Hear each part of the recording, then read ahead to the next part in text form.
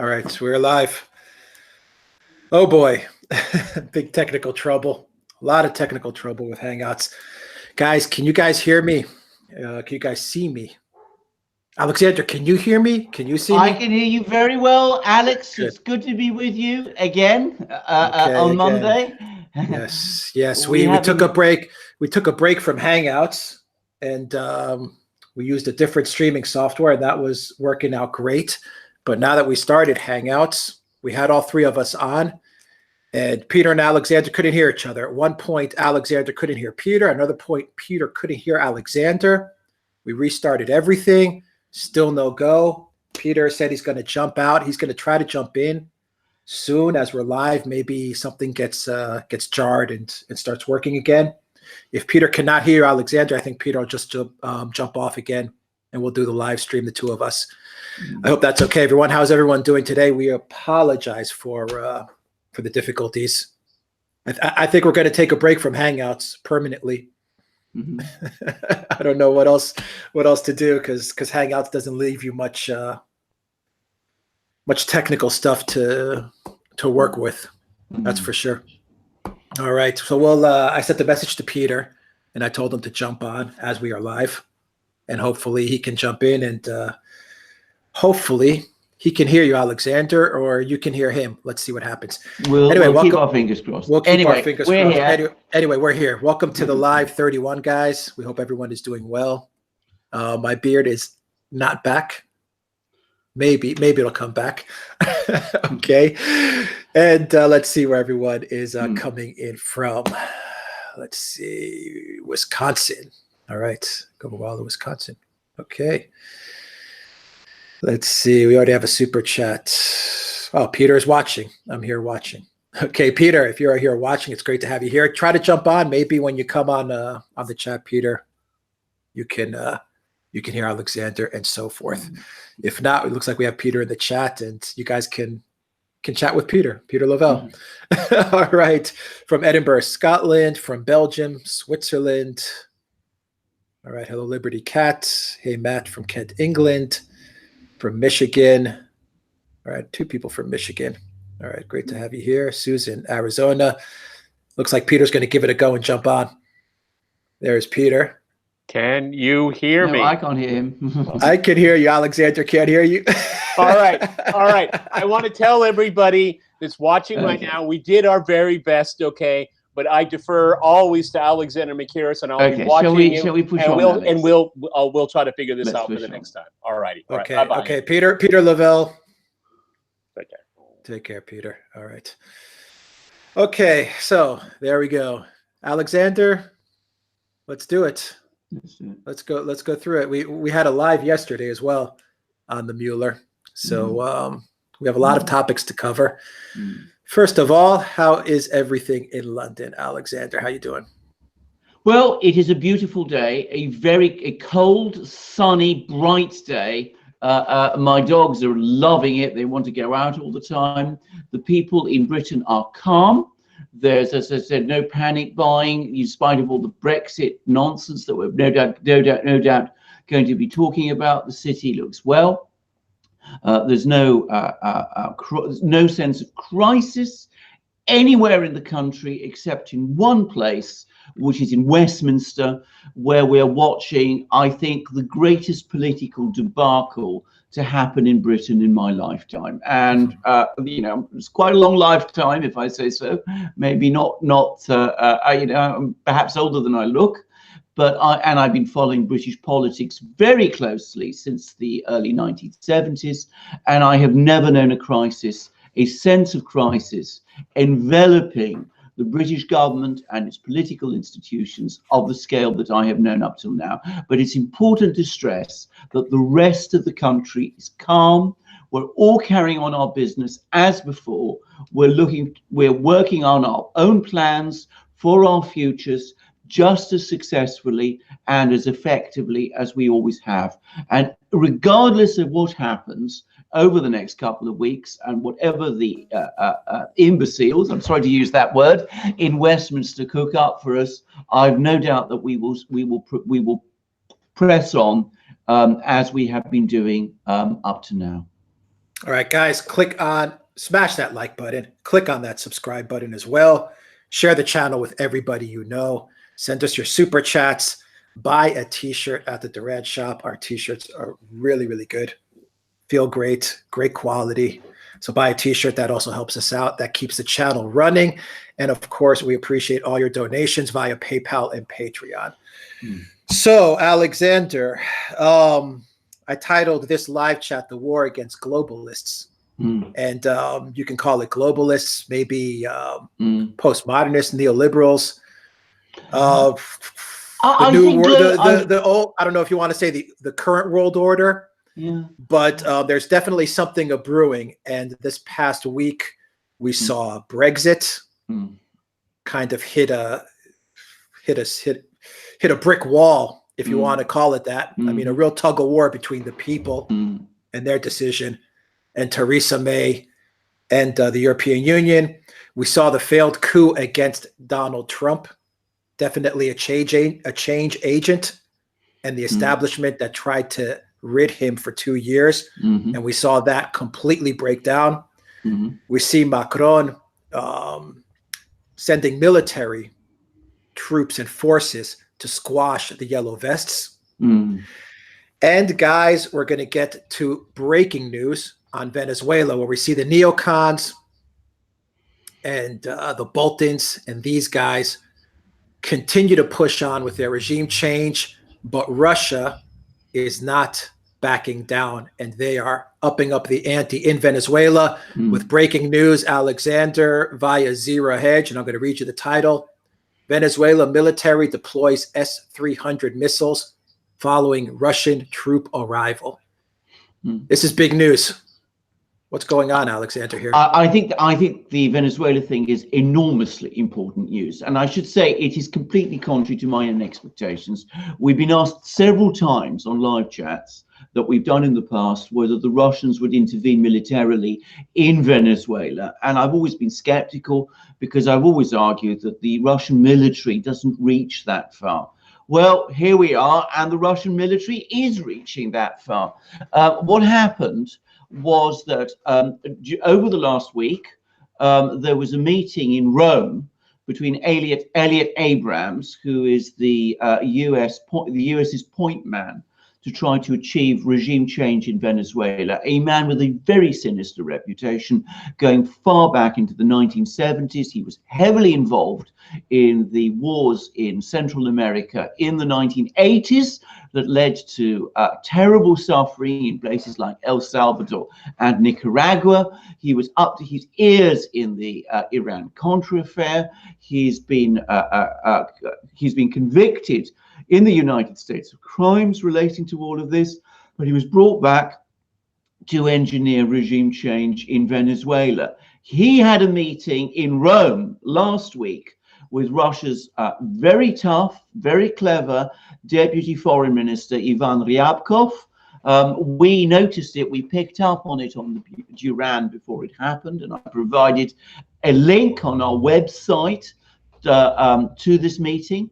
And the Russians apparently told the US, told Abrams at this meeting, that any military attack on Venezuela was unacceptable to Russia. It would not be tolerated, and that Russia had a red line on this issue.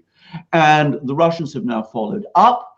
There's been air flights from Russia to Venezuela. A Russian general has turned up there. There's consultations between the Venezuelan and Russian general staffs. There's apparently a first contingent of 100 Russian troops have now arrived in Caracas.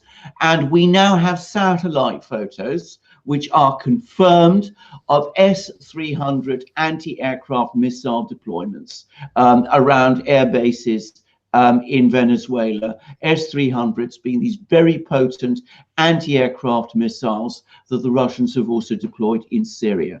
So the Russians have set a red line, and they are enforcing it by deploying troops. And this is the first time this has happened in the Western Hemisphere, outside of Cuba, where the Russians made their first, if you like, foray into the Americas in the 1960s. They appeared to have pulled back, but now it seems they're back with a vengeance, and they're operating on the mainland, on the South American mainland, deploying troops for the first time in Latin America, on the South American continent, something which has never happened before and which never happened even during the Cold War. All right. Yes, Susan, things are seriously escalating.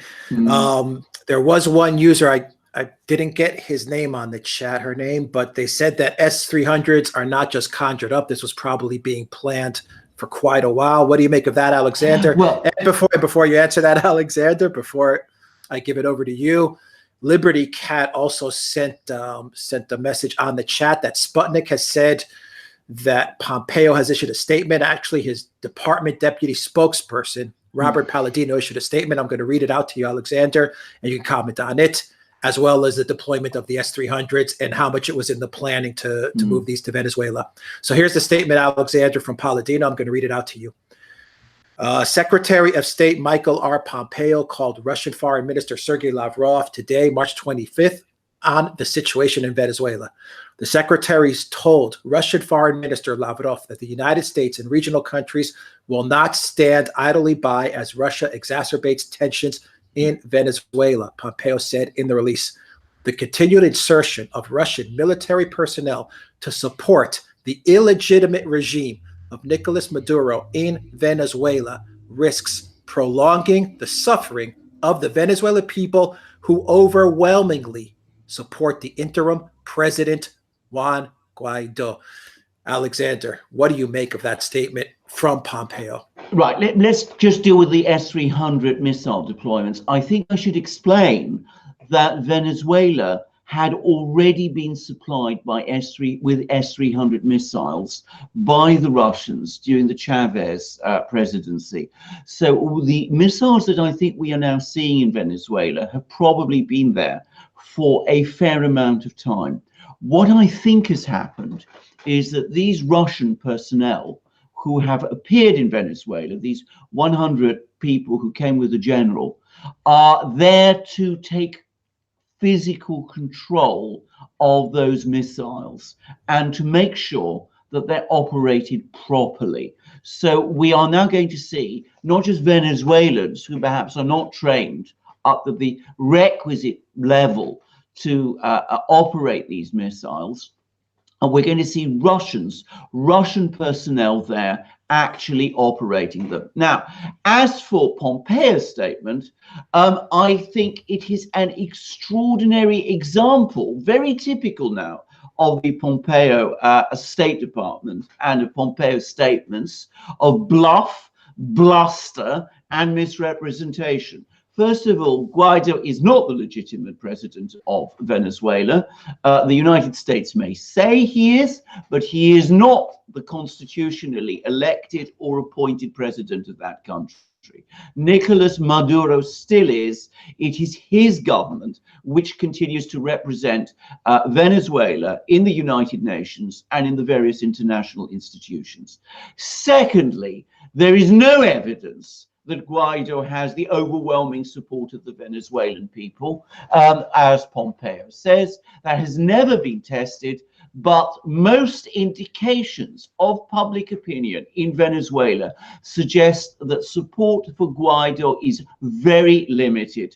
Many Venezuelans who apparently are very critical of Maduro still are not willing to support Guaido, who is seen as a very right-wing, very pro-oligarch American stooge. Now, the third thing to take away from this extraordinary message is that, of course, Pompeo criticizes the Russians for destabilizing the situation in Venezuela. The people who are destabilizing the situation in Venezuela are the US, who are trying to carry out regime change. But last but not least, though the United States says it will not tolerate these deployments, there is no indication in this statement of any actual military action being taken to reverse them. And it seems that the United States is not going to pursue a military attack on Venezuela anytime soon, is not going to interfere directly in a military way with these Russian troop deployments. And so, in a sense, the American bluff looks like it's been called, and the Russians are digging in. And I don't think they're going to be impressed or deterred by this statement at all. All right, a super chat from Carolyn Alexander. Will the U.S. take Russia's warning and stay out of Venezuela? Seriously, do you think that the U.S. really will back down out of Venezuela? Right, Alexander? I think what's going to happen is that the United States is going to press on with its regime change agenda in Venezuela. Now, I don't know what form that will take, but I mean, we have to be prepared for a tightening of the economic blockade on Venezuela, for attempts to stir up or conjure up an insurgency there, for attempts to peel off the support of the Venezuelan military there. None of this has succeeded up to now, and it's looking less likely, actually, that it will succeed. And I would add that economic destabilization, like the power cutouts that we saw a little while ago, if they were the result of cyber attacks, well, the Russians have some of the most sophisticated antivirus technology in the world.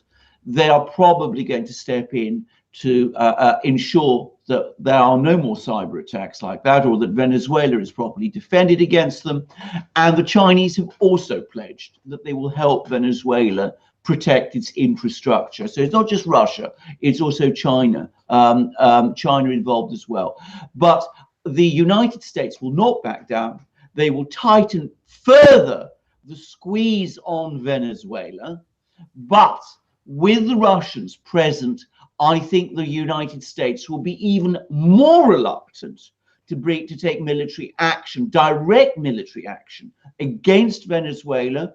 It is deeply unpopular in the region. The various countries, allied countries with the US that form the Lima group, had already indicated that they oppose it. I think this appearance of Russian military personnel in Venezuela is going to harden those doubts and is going to make the US extremely unwilling to take the enormous risks of a direct military attack on Venezuela.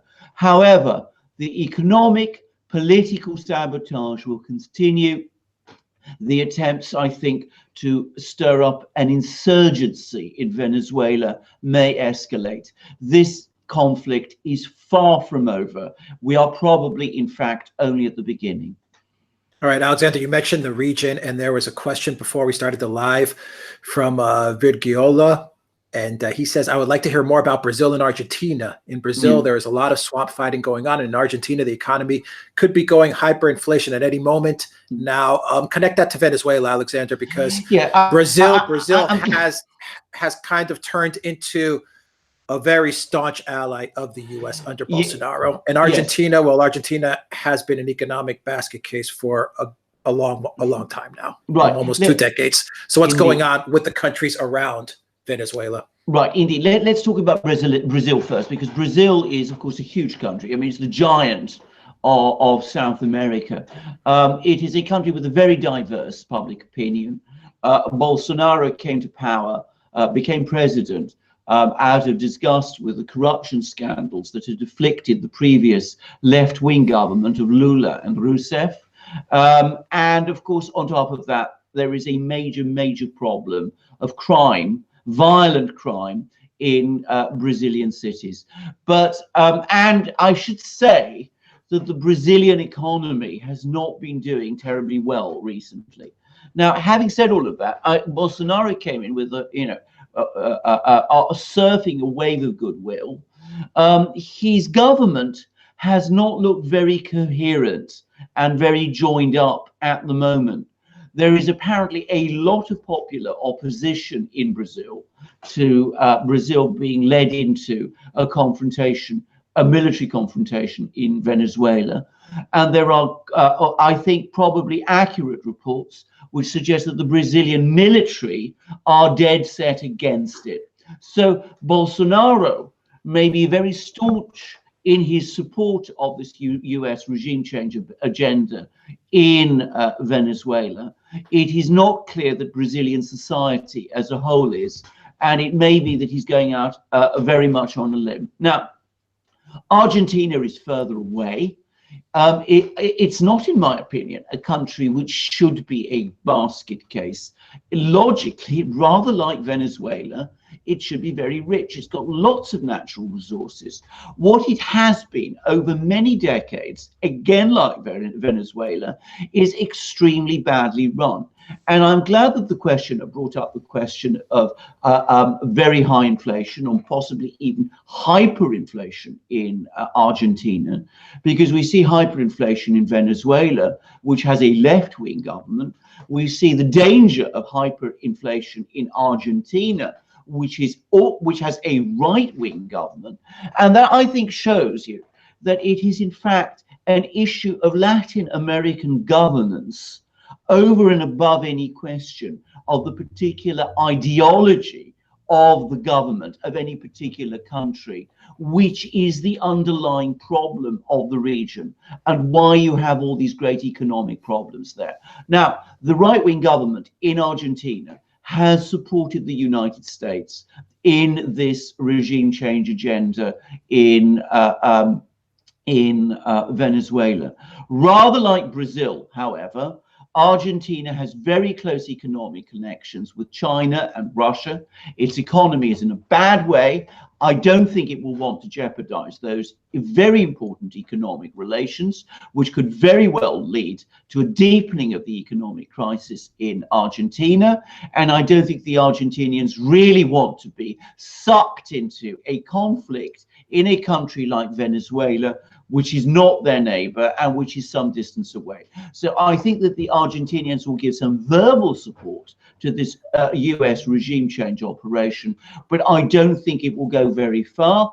And in Brazil, I think we will probably see more support from Bolsonaro. But again, I think there will be great resistance to any major initiative to join this regime change operation from the larger Brazilian society, which is very articulate and well organized. All right, great. So that's the breaking news on Venezuela.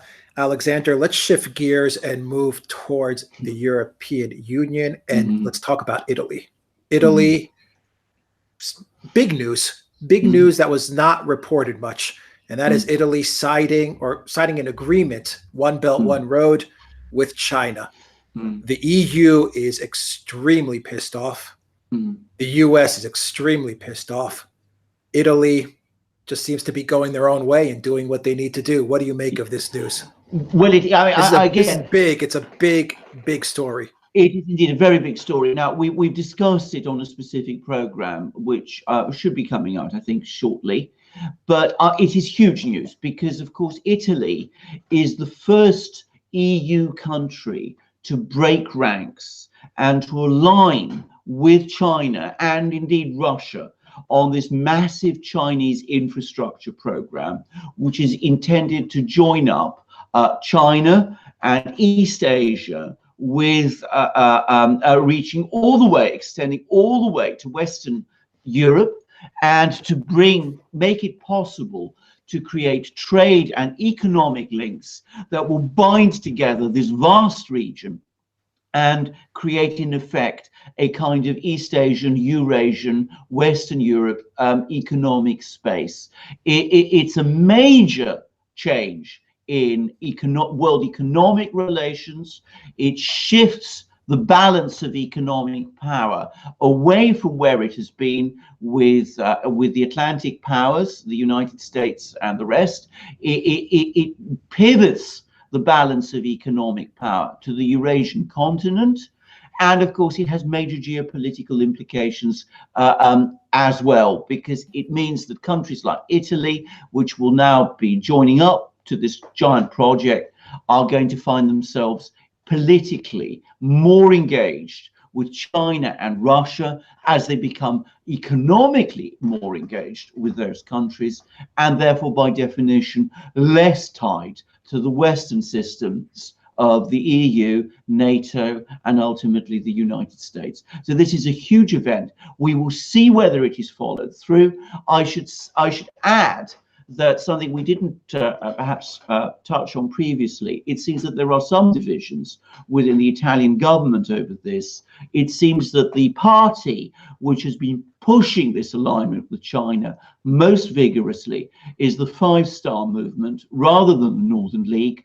And we see, interestingly, how the two wings of the Italian government, the Five Star Movement and the Northern League, seem to be now in competition with each other as to who is going to take the most strongly anti-EU, and, going back to the title of our program, the most strongly anti-globalist line. Because to be very clear, when we're talking about globalism and globalization, we're talking about the economic interests of a small group of people who have the preponderance of political and economic power in Western Europe and the United States, the 1%, if you like. Okay, so Italy seems like they're taking the first step to break away. Alexander, what are the other countries that China and Russia could look towards in order to fulfill this One Belt, One Road? Geographically speaking, you're looking at China moving all the way towards Europe. There's a lot of countries between Italy and, say, Russia. Yes. And those countries could be Serbia, could be Hungary, could be Poland. Which countries do you see within the EU that may actually look at China and look at Russia, look at Eurasia, look at the One Belt, One Road and say, you know what, guys, this is a good gig here. We got to sign some agreements and get involved. Indeed. I mean, right, two countries that immediately one should mention are, of course, Turkey, which is not part of the EU, but which is a member of NATO, and which is increasingly aligning with China and Russia on all sorts of issues. And Erdogan has actually spoken at times of Turkey joining the Shanghai Security Organization, which is the Chinese and Russian-led security organization in Eurasia. That hasn't happened because, of course, Turkey is still a member of NATO. But it's interesting he's talking like that. And, of course, he's already got big pipelines with the Russians, and he's aligning Turkey increasingly with the Chinese. The other is Greece. And, of course, the Chinese already own the port of Piraeus, which is the single biggest port in Greece. So they've already got that linkage there. But the big prize, the country that matters more than any other, is Germany. Germany exports 70% of its exports to China. China is its biggest trade partner, its biggest market now for German goods. The Germans are very, very keen. German business has been very keen to develop economic relations with Russia. German business people, as I know personally, are very, very upset and angry with the sanctions that the EU has imposed on Russia. The Germans are forging ahead with Nord Stream 2. And of course, we have parties like the AfD in Germany, which have been getting stronger, which anyway talk about a closer alignment with Russia and by extension with China. So the big prize is going to be Germany. And with the Germans becoming increasingly disillusioned with US policy, and with some Germans even talking about the need to declare the US ambassador to Germany persona non grata, would be an extraordinary step if it happened. One can see that already there are some people in Germany who are sniffing the wind and who are perhaps thinking, where Italy has led, maybe we should go. What about some of the smaller countries, especially in the Balkans, Alexander? Say Serbia, for example. Serbia would be a perfect country to align themselves with Russia and China for the One Belt, One Road. But of course, the Balkans, which has been traditionally a hotbed of disputes, and the U.S. and the Germans play upon those disputes and those divisions. Do you think there's something there for China and Russia to look at? Of course there is. And I mean, Serbia is already talking about having, say, Greece, Bulgaria, Serbia, Italy. Bam, and there you have it. Indeed. And of course, Bulgaria and Serbia are now talking about extending Russian pipelines, Russian gas pipelines from Turkey all the way through through Serbia, through Italy to Central Europe. So there's this secondary southern wing of the Russian pipelines that are being built, and where the Russian pipelines go, the Chinese with their deep pockets seem to follow. Other countries that may want to join in all of this, the Visegrad states, Hungary, Slovakia, and the Czech Republic, all of them have good relations with Russia. All of them have good relations with China. All of them are dissatisfied with the sanctions policy. Orban, who is the leader of Hungary, is an outspoken opponent of the globalists and of the EU combine. So he's obviously got an interest in doing all of that. But I'm going to actually add one other country, which will surprise many people, and that is Ukraine, where it seems to me there is now growing disillusion with the whole direction Ukraine took as a result of the Maidan coup. And it's not been very widely noticed, but a group of Ukrainian politicians actually visited Moscow a few days ago. This is whilst an election is underway in Ukraine. And they were floating with the Russians ideas about reopening the pipelines, you know, that flow through Ukraine, with the implication being that they will actually seek a rapprochement between Ukraine and Russia, presumably as part of this whole one belt, one road-ish policy that is now being talked about. Now, Poroshenko, who's the president of Ukraine, reacted very negatively to all of those moves, and there's already talk about him starting, getting his justice ministry to start criminal proceedings against these people. We will see where that goes, but it looks as if this idea of a rapprochement with Russia has now been brought into the Ukrainian elections. All right. And yes, Caroline, happy Independence Day for Greece. Today is March 25th, and it is Independence Day for Greece. So to everyone, all the Greeks that are listening and the Cypriots, happy Independence Day. From Sanja, Alexander, there's a question here. China also has a lot of interest in Poland. And also, what do you make of the protests in Serbia? Do you think all this activity is related to Eurasia and the encroachment of Eurasia, China, one belt, one road into the region, East Europe and the Balkans? I'm glad this viewer actually mentioned Poland, because of course Poland is an important country. It's a country, by the way, which I know reasonably well and have a genuine liking for, a great liking for. And it has always seemed to me that below the surface of the Polish elite, this idea that there is this eternal antagonism between Poles and Russians is overdone, and that a lot of Poles and a lot of Russians would be quite happy actually to see a rapprochement between their two nations. And as the questioner, the person who asked the question, put it very well, the Chinese have a big presence in Poland. So in a way, you can see that the Chinese and the Russians work very well together, because there are some countries around the world, like Vietnam, where the Russians have good relations and the Chinese don't. And there are other countries around the world, like Poland, where it's the Chinese who have the good relations and the Russians who don't. But they are able, the Chinese and the Russians are able to complement each other's strengths and friendships in order to pursue this common purpose.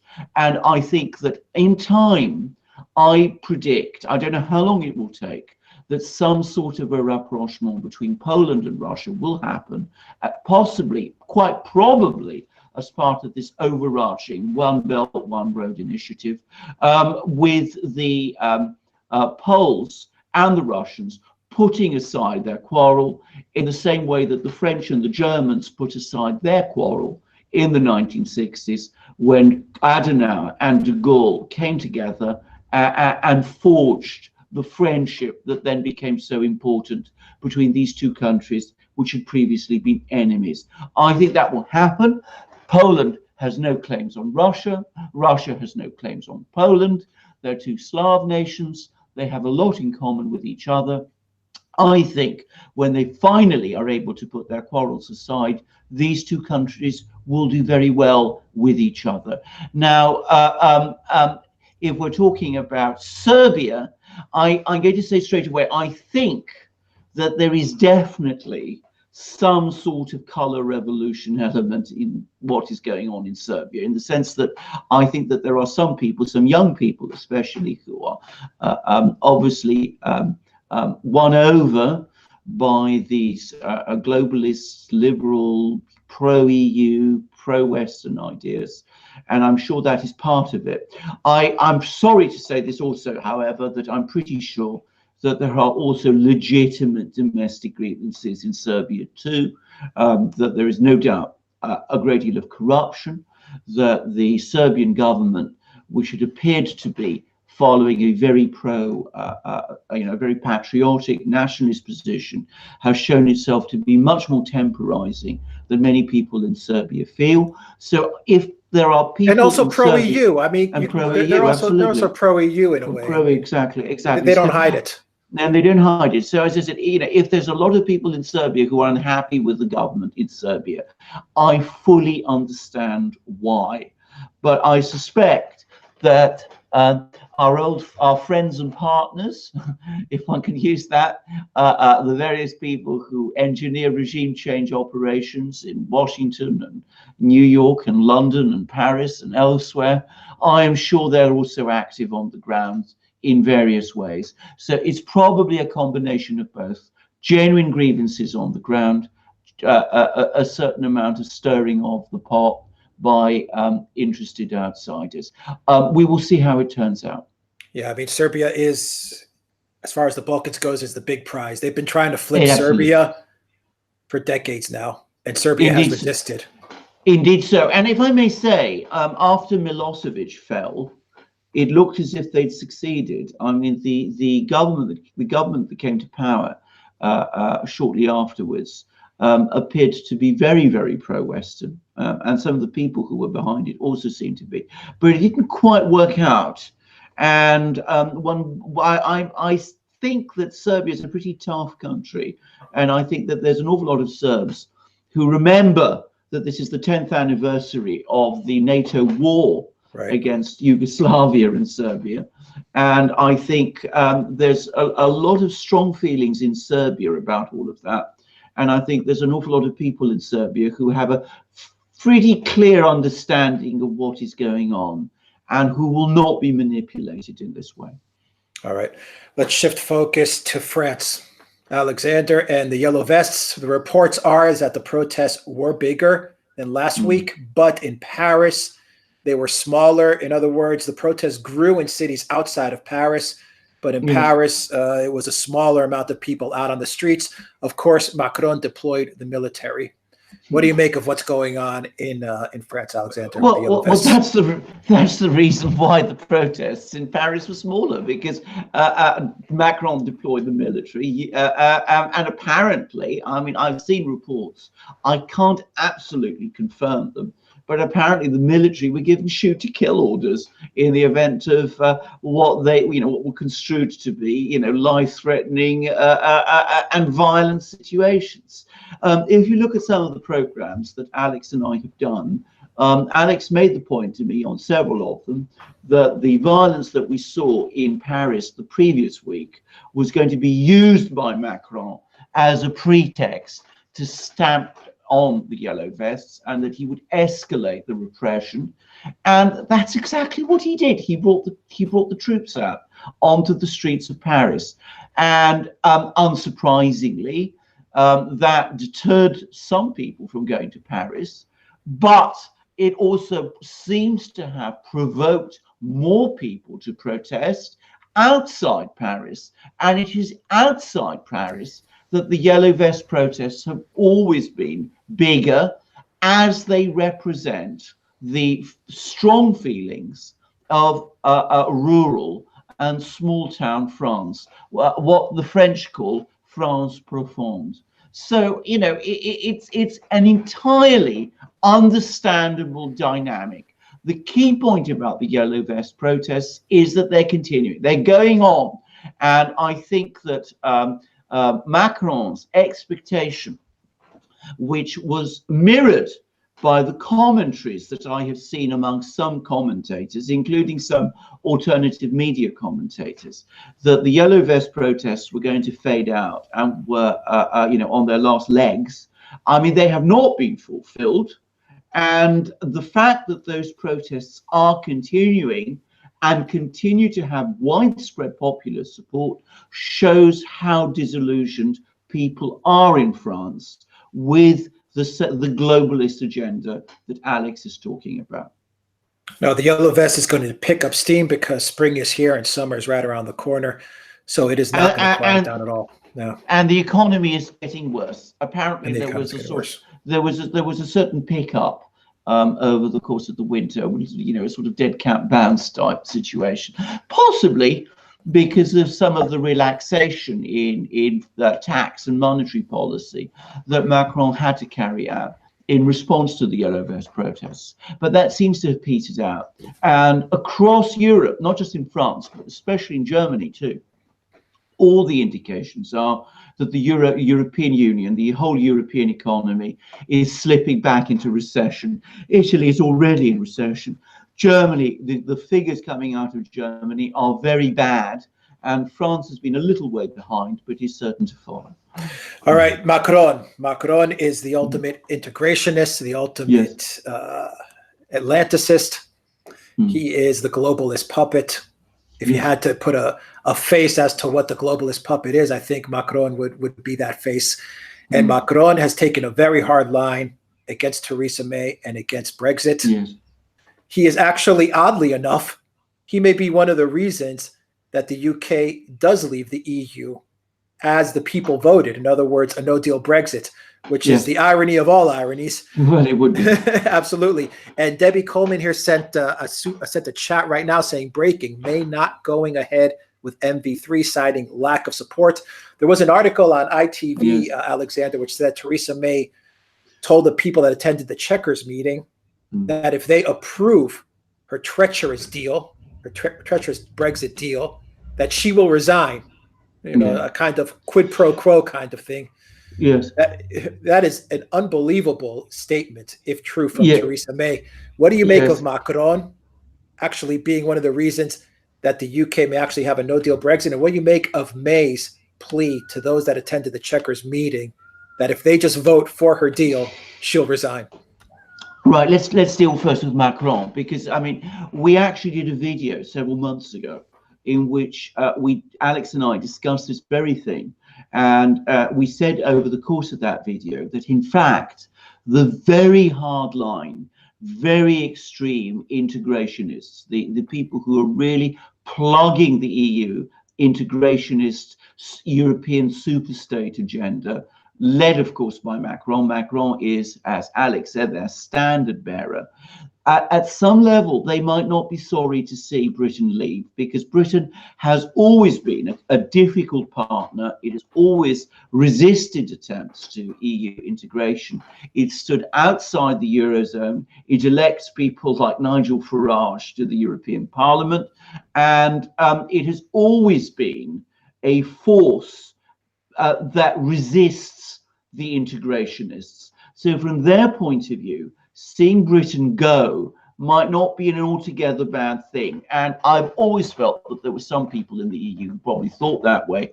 And what's happened over the last few days has rather strengthened that opinion. I think Macron is actually following certain other agendas also. Firstly, I think by taking this very hard line against the British, he's also, in a sense, scaring other EU countries by telling them, look, if you dare follow the British example, we will take a very hard line with you, just as we are doing with the British. I think he's also trying to impress opinion in France, where the Yellow Vests have shaken his authority very considerably. So I think by beating up on the British, he's basically trying to show to the French, well, look what a strong leader I am. I think many people in France will be fooled by that, but it's the kind of approach that Macron likes to take. And last but not least, I think he also wants to assert himself against the Germans and Angela Merkel, who also want a globalist agenda in Europe, but of a slightly different one to the one Macron does. The Germans do not want a Macron-led Europe with all the major decisions being taken in Brussels, under French influence. They want a German-led Europe with all the major decisions being taken in Frankfurt and Berlin, where they are being made at the moment. So I think there is that tension between the Germans and the French. Also, the Germans have always historically, within the EU, been more sympathetic to the British. They've always been more willing to cut the British some slack. So I think Macron went out of his way to show to the Germans, I'm very sorry, but you're not the absolute rulers of the EU.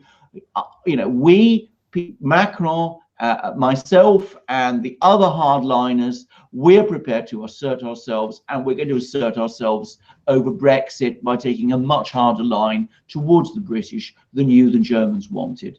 Now, so that's that side. That's that side of the equation. Now, as to this meeting that Theresa May had in Chequers with the Brexiters, Boris Johnson was there, Jacob Rees-Mogg was there, David Davis was there, Dominic Raab was there, Michael Gove was there, all of these people were there. It is apparently true that she said to them that, if they voted for her deal on Tuesday, she would go. But it's also very clear that they didn't believe her, because they asked her, can you, set out your timetable? Can you tell us how you would go? And she refused to say. So they came away shaking their heads, saying to themselves, this deal which we're being offered is a terrible one anyway. So this promise that Theresa May is giving us, this assurance that she's going to go, is going to go the same way as all those other promises and assurances that she's given us on all sorts of Brexit issues in the past. In other words, it's not going to go anywhere. So they didn't believe her, and they made it very clear after that meeting that they were going to vote against a deal on Tuesday. And it seems that the Ulster Unionist Party, the Democratic Unionist Party, which is the party that supports the Conservative government, without it, the Conservatives would not have a majority in Parliament. They're also going to vote against the deal. So it was a certainty that it would be defeated on Tuesday if the Speaker even allowed it to be brought forward, which is not a foregone conclusion. So I am not surprised that at this latest report that Theresa May has now pulled the whole thing. What the hell is going through Theresa May's head, where she makes deals like that? If you guys vote for my absolutely shitty deal to leave the EU, yes, I'll resign. I mean, what kind of diplomacy is that? What kind of leadership is that? Well, I mean, first of all, it isn't leadership. I mean, it's somebody. I think we got demonetized because I said shitty, but anyway, it doesn't matter. Alexander. It's still a proper and accurate expression of the facts, because I mean, you asked me what's in Theresa May's mind. I have no idea what's in Theresa May's mind. I mean, she seems to me completely out of her depth. Somebody who has been out-negotiated at every turn, who is now antagonized absolutely everybody in her own party, is held in widespread contempt in Parliament and in the country, and yet simply refuses to give up, and who is making it up from one day to the next. I mean, I don't see any coherent plan here. I don't think anybody does. I know a lot of people think that she was out to keep Britain in the EU all along, or to sort of sabotage Brexit. But I mean, she's going about, even if that was her plan, she's going about it in such a disastrous way that, I mean, she's actually, as of this moment in time, increased the prospects of a no-deal Brexit on the 12th of April, because Macron has said very clearly that unless the British come up with a plan, by the 12th of April, he is going to refuse any further extensions. So, you know, I don't know what kind of plan will come together, but at the moment, Theresa May isn't coming up with one. And so, given that that is so, it's highly likely, it seems to me, that Macron is going to say no. All right, here's a super chat from Chosy on the UK, Alexander. Is there a constitutional crisis in the UK? May is now saying her letter to beg for an extension overrides the law, saying yes, we have to leave on the 29th. That is a very acute question, and this questioner who was asked it clearly has an eye for detail, because it's absolutely correct. There is, in fact, a legal opinion, which I read, I think it was by Geoffrey Howe QC, who is one of the most able lawyers, but he's pointed out that the 29th of March, which was supposed to be Brexit Day, is enshrined in British legislation, which said that, you know, Britain would leave on the 29th of March.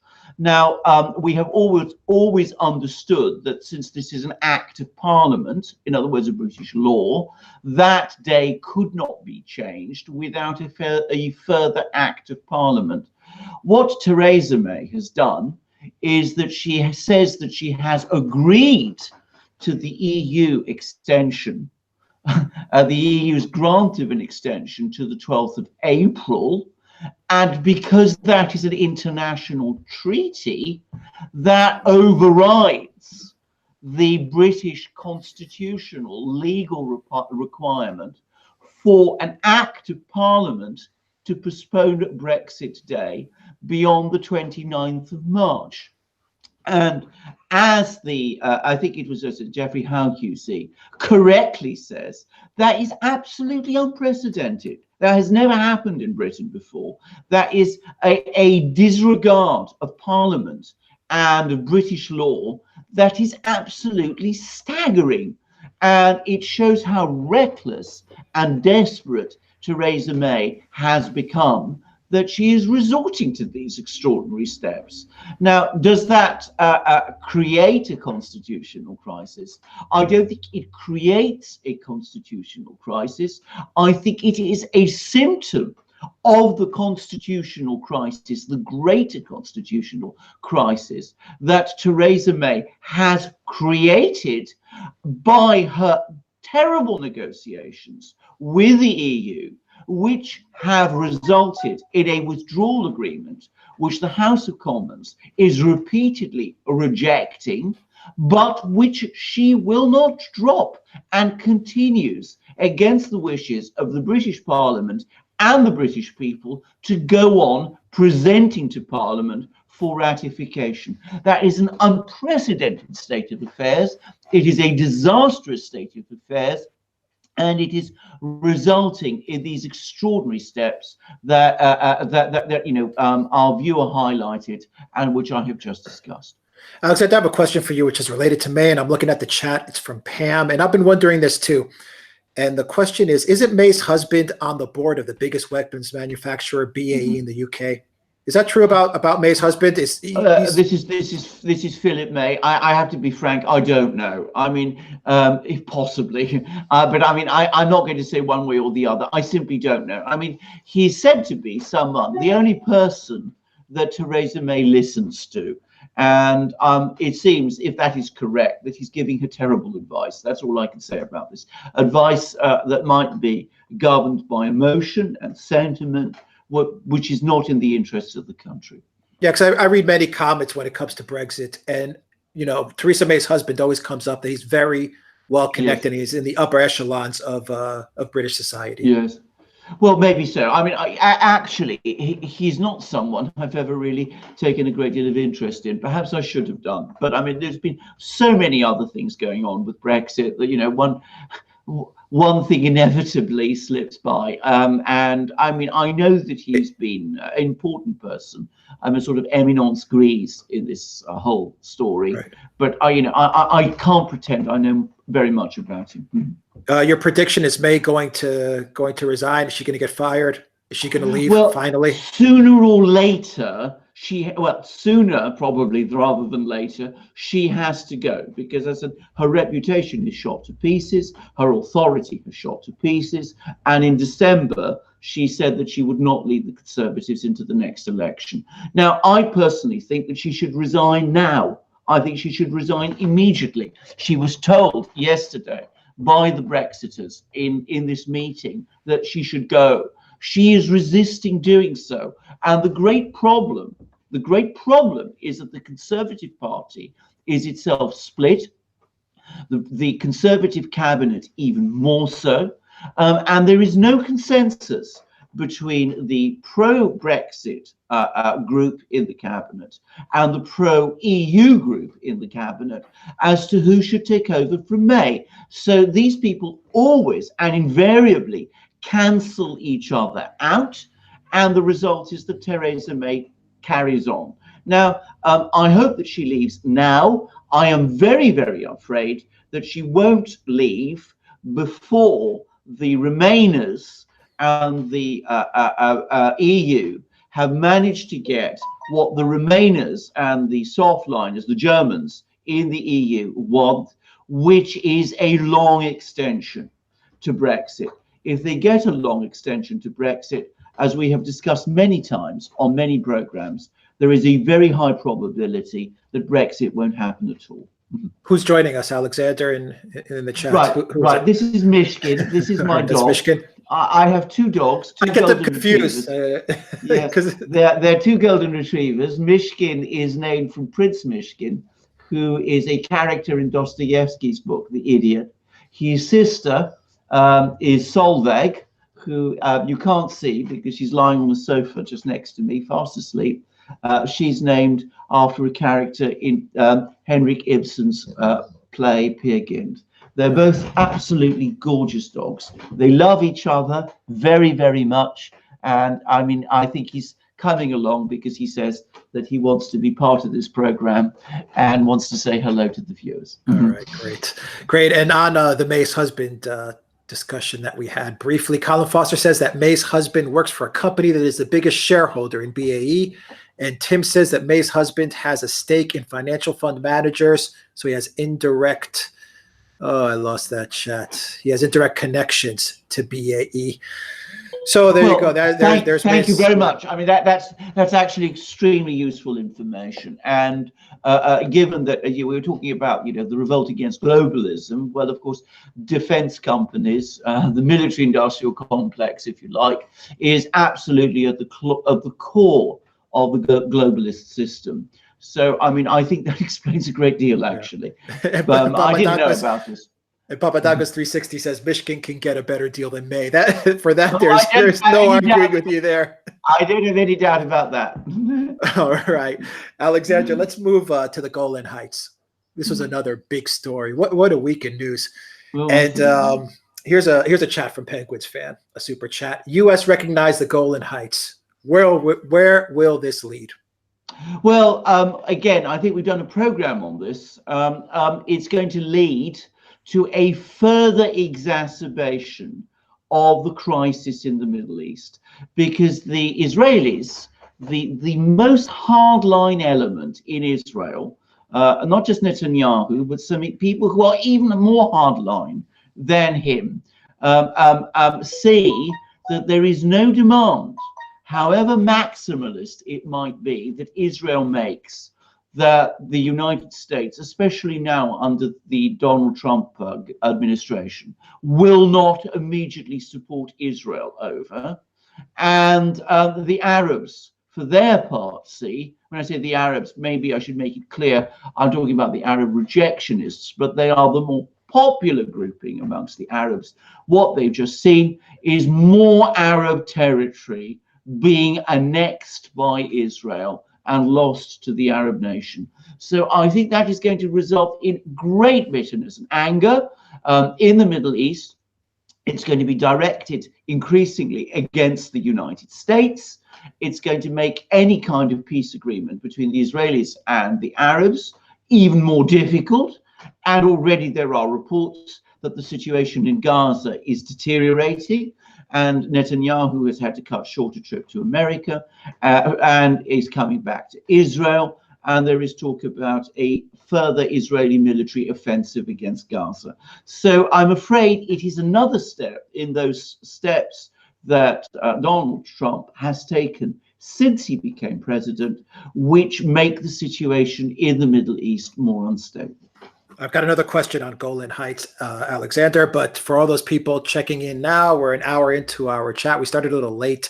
Peter was with us, but we had technical difficulties.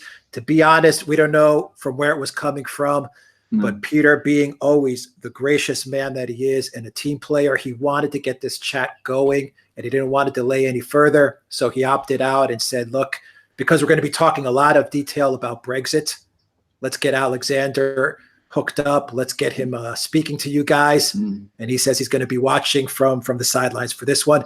So we really, really thank Peter for trying to get on. We had technical difficulty. We didn't know where it was coming from. And Peter really stepped up and he got the show moving. So that's what's happening with Peter. But Peter will be on next week for sure. We're going to probably move away from Google Hangouts and go to a different live stream that we've been testing out on previous lives that we've done during the week. So once again, thank you, Peter, very, very much, because we are talking a lot about Brexit. It's great to have Alexander here. But Alexander, we're now on Golan Heights. We covered Brexit. We'll probably get back to Brexit. When we did our Golan Heights show, I saw a lot of comments which mentioned, what about the oil and what about the water? Yeah. What do you make of those statements? Yeah, no, I mean, I think this is entirely pertinent. Is this a resource grab?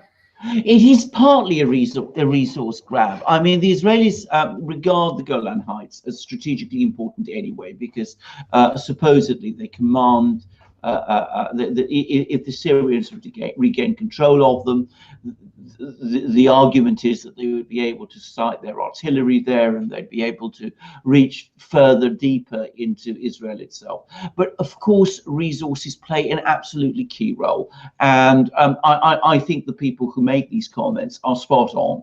I should add, it's not just, oil and water. I mean, there's a large part of the Israeli wine industry, apparently, is based in the Golan Heights. And it's a major agricultural area also. All right, let's get to some super chats. Alexander from E. Riley. Today, the dollar will buy 64 rubles. Do you think that with the growing Russian economy, that now is a good time to invest in Russian real estate, particularly agriculture? Right. Well, as I've said many, many times, I'm very happy to talk about the Russian macroeconomic situation. I'm not in a position to give investment advice. I'm not an investment analyst or an investment advisor, and I really wouldn't say. I have no doubt at all that Russian agriculture is going to be a continued massive success story going forward. I mean, Russia is now already becoming a major agricultural producer, a major agricultural exporter. They have very intelligently and very cleverly positioned Russia as the country which will produce clean food that is not genetically modified. They've developed all kinds of hybrids naturally without genetic modification, which will mean that they won't need to be using so many chemicals and chemical-based fertilizers and pesticides and things like that. So they're going to make themselves a big food producer and also a clean and good food producer. So logically, if you look at the big macroeconomic picture, investing in Russian agriculture ought to be a good idea. And beyond that, there is the fact also that the ruble, as the questioner asked, is at the moment quite soft. But as Russian economy continues to grow and pick up and gain strength, the high probability is that it will strengthen, so that Russian assets at the moment are extremely cheap, and buying now might logically be sensible, because a few years down the line, it might be more expensive. Now, the reason I cannot give advice to anybody to invest however, in that way, is firstly, I mean, I don't know whom to invest in. I can't recommend any actual companies because I'm not, as I said, an investment analyst. But also, we also have this underlying problem of the sanctions, which are increasingly geared to making investment in Russia by Westerners and Americans especially are more and more dangerous. And though I don't think those sanctions are affecting the Russian economy significantly at all, because Russia has more than enough finance capital to finance its own development, it must act as a deterrent to Westerners who want to invest in Russia. I ought to say that about a year ago, the US Treasury, which at that time was actually advising against more sanctions against Russia, made that precise point that the people who will lose out if more sanctions are imposed on Russia are not the Russians, it is Western investors, including American investors. But that advice was disregarded, and we have seen more sanctions being imposed. All right, Alexander, you touched upon it a little bit, but one of the super chats would like to know what is Putin's position on climate change? So yes. You mentioned agriculture, you mentioned being GMO free and all this stuff in the agricultural sector, but has Putin sounded off on climate change? Right, it's not as big an issue in Russia as it is in the United States. But the Russian government and Vladimir Putin accept the scientific argument that climate change is happening and is a problem. And they had signed up fully to the Paris Accord on climate change, which Donald Trump took the United States out of. So the Russians acknowledge the existence of climate change. They see it as a major problem, but they have other things that I think concern them more. All right, big news that came out of Kazakhstan, Alexander. What is happening in Kazakhstan? Is it going to affect the relationship with Russia? I think it's most explain what happened. Yes, I think it's most unlikely. Now, Nursultan Nazarbayev, who is the outgoing president of Kazakhstan, is one of the great survivors of politics in the post-Soviet era.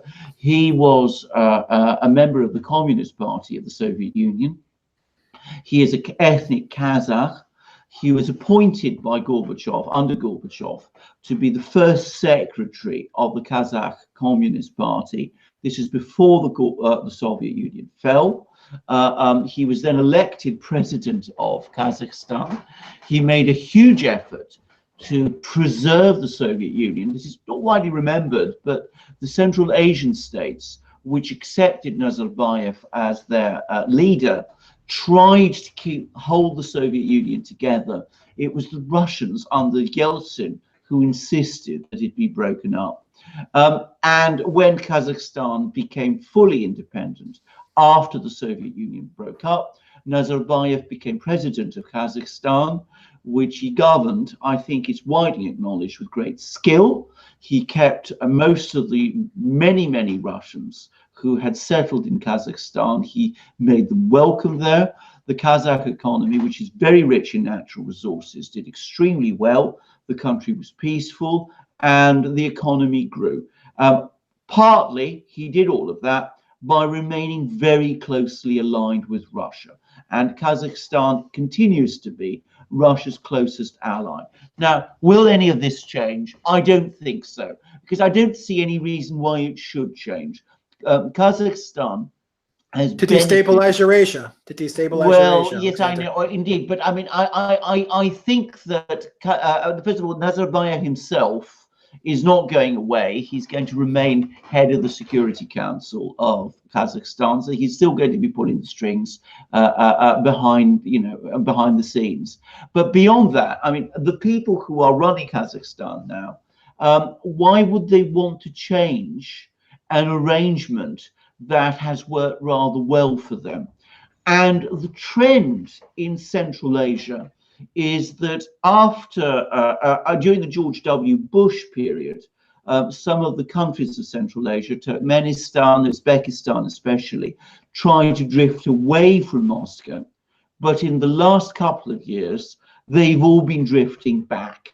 So I would have thought that the present policies will continue, and none of the people who look likely to take over from Nazarbayev seem minded to change it. So on balance, I think we will see this arrangement continue much as it has at the moment. All right, Reckless Abandon says they have been trying to color revolt Kazakhstan for 25 years. Yes, without any success, though. Right. And again, I mean, given that the economy is quite strong, I would be surprised if they succeeded, actually. I'd say something else, which is, that a color revolution would have some problems in Kazakhstan because the government there is pretty strong. I mean, it's not like Ukraine or Georgia in 2003 and Georgia in 2003 and Ukraine in 2013-14, where the government is very weak and the presidency is unwilling to take strong action, and where the police and security forces are deeply riddled with corruption and are unreliable. I would have thought that in Kazakhstan, they'd be able to control the situation pretty well. Yeah, I always have in my mind, Alexander, every time you say that the neocons and these regime change guys, they never give up. Oh, they never give up. You always say they never give up, no matter what. Let's take that as read. I mean, they will do everything they possibly can to create mischief. I mean, they've done it in the Caspian Sea area. They've done it in the Caucasus. They're still trying to do it in the Caucasus. But the question is not whether they will try. It is whether they will succeed. And on balance, I think no. I don't think they will succeed. And I think if they failed in the 2000s under the time of George W. Bush, when the United States was stronger in the region, much stronger in the region, it even had military bases there in Uzbekistan and Kyrgyzia, which it doesn't have now. I don't see that it will succeed now. I think it's unlikely that it will. All right, let's go to one of those regime change operations that did not succeed, but definitely took its toll on millions of people, and that is Syria. From Penguins Fan, a super chat update on Idlib and Syria, please. Yes, I think that it's now confirmed that there is escalating Russian military activity in Idlib province. Every time, I think it's Penguins Fan, isn't it? He always asks me this same question every one of our lives. And I come back to saying this. I believe that by the late summer, we will see the situation in Idlib resolved, because I think that the Syrian military are gradually tightening their grip there. And I think the negotiations between the Russians and the Turks, which are fiendishly complicated, are trending increasingly back towards that solution. But though I think there's more military activity by the Russians, it's clear that we don't yet have that big offensive. I think that's still some weeks away because the political alignments have not yet been fully worked out. But I expect that they will be before long, and we will see that happen. All right, let me do one more super chat, Alexander, and then we'll move on to Algeria. There's a couple of people asking about Algeria, and we'll move on, of course, to the Mueller investigation that has imploded. And the last super chat is from Boundless Energy. When do you expect the fiat currency reset, and what could be an alternative? Digital currency like a digital SDR or intercountry business? Right, that's a very, very good question. Now, when will it happen? If you'd asked me this question just 2 years ago, I'd said, 20 years, because the US economy is no longer as dominant as it was, and other powers are emerging on the scene, but it still has a lot of momentum behind it, built up over all the decades that the US was the biggest economy, and people would continue to use the dollar out of sheer force of habit. I think US policy over the last couple of years has accelerated that trend markedly. And there was a very interesting article, which, by the way, we linked to on the Duran, but which can be found in all sorts of places, by the brilliant US economist Michael Hudson, who has said that the latest actions that the US has been taking of using the dollar in order to enforce sanctions on all sorts of countries, including its own European allies, is going to accelerate the drift from the dollar and is going to lead to the reserve currency status of the dollar being more and more challenged and more questioned. So if that's true, and I think it is true, then, as I said, maybe it won't be 20 years. Maybe it's going to be more likely 10. And I mean, here, the important thing always is to look at the international oil trade, with the Iranians probably wanting to trade their oil in alternative currencies, the Russians making it very clear, and having made it clear for a very long time, that that's what they want to do. The Russians are now trading with their oil and gas with countries like China and India in alternative currencies. Given the fact that oil is traded in dollars, and oil is the most widely traded commodity, has been a central pillar in preserving the dollar's reserve status. I think the switch away from the dollar into other currencies is a clear sign that that period of the reserve currency status of the dollar is coming to an end. What will replace it? The answer is I don't know, but I am going to make a guess, which is that gold is going to play a very important role in all of this, because more and more central banks outside the West are now stockpiling gold. The Russians brought another 30 tons of gold in February. They're buying around 400 tons of gold a year. The Chinese have now also resumed buying gold. Other central banks like Turkey and India are now also apparently buying gold to an increasing degree. It ought to be said that this is very high quality gold. I mean, this is a properly tradable gold. The very big gold reserves that the United States has are, which are bigger than those of Russia and China, but they are of low quality gold with lots of impurities, because they are were made out, they're gold bars made out of melting down pre-1931 gold coins. So they're not actually so tradable. But I would have thought that this very, very big increase in international gold reserves by central banks and these increasing purchases of gold are going to make it increasingly likely that even if we don't move to a full gold-based system such as we once had, we will see a system where gold plays a very big role in it. And let's not forget they confiscated Venezuela's gold as well. Indeed, so. Indeed, so. Indeed, so. Well, I mean, this is the other thing, of course, which is, I mean, and something very similar apparently happened in Libya. So, I mean, in Libya they took the gold as well. Indeed. So, I mean, you know, we talk about, you know, these regime change operations being resource grabs. They're not just natural resources like oil. They're also gold. I mean, gold is becoming an important driver in this thing. And of course, it's interesting. They're heists.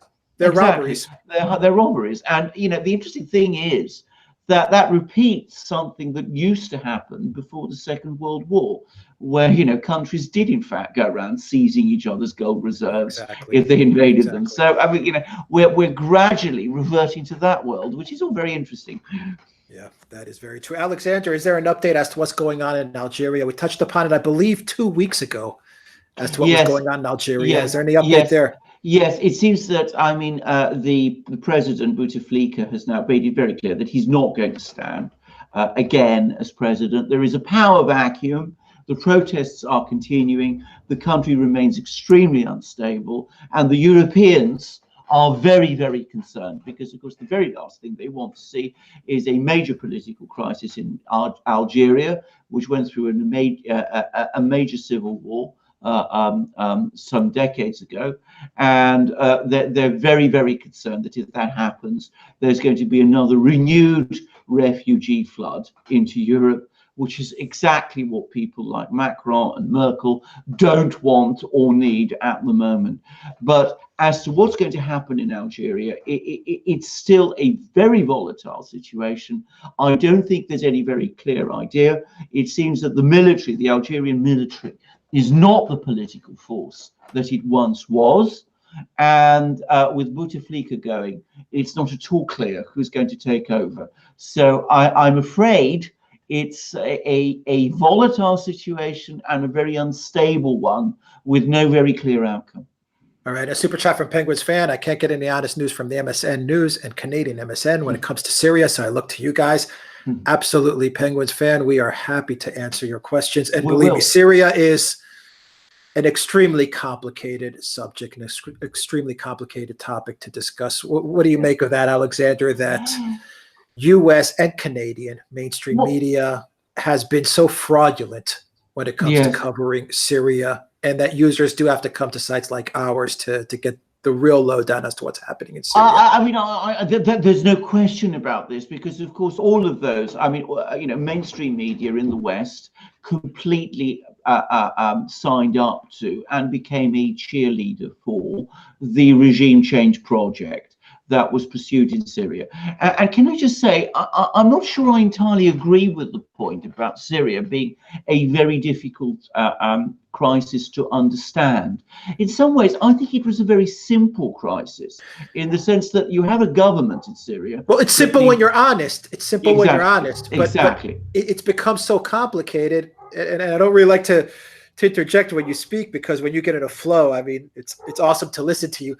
But my point is, and I think Penguins fan is right, is that they've made it so complicated, and so many people have jumped in and gotten involved that you sometimes lose your orientation when dealing with Syria, because it really was a simple problem that could have been solved, Alexander. It could have been solved 7 years ago.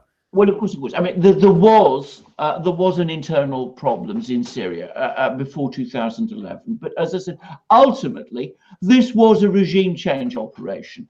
And what makes it seem so complicated is, of course, that so many lies have been told about it. And when there are so many lies, it's exactly as our listeners said, it's not always easy to tell what is true and what is not. Also, as it was a regime change operation which went wrong from a very early point, what you saw is these outside players, this extraordinary coalition that was put together to carry out that regime change, which brought together the Americans, the British, the French, the Israelis, the Saudis, the Qataris, and the Turks, and the Jordanians. They all had their different agendas in Syria. I mean, they all often complemented each other, but they were also sometimes in competition with each other. So that, for example, the Saudis and the Qataris backed different jihadi groups in Syria. And the result is that did also add to another extra layer of complication. And then within Syria itself, there are all these various communities, like the Kurds, who looked at this conflict as an opportunity either to carve out their own states or to leverage themselves into a better overall position.